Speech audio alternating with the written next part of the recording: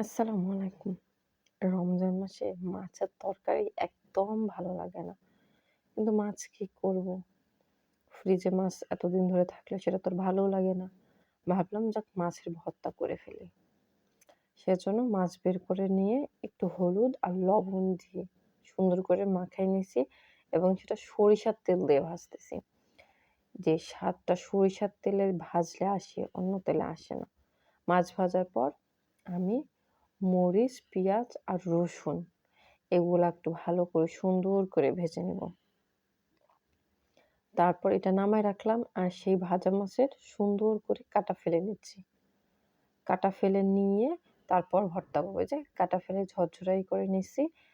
আর আমি কিছু ধনিয়া পাতা কুচি করে নিছি আর শুকনা মরিচ ভেজে নিছি। যার জন্য টেস্টটা একটু ভালো আসবে।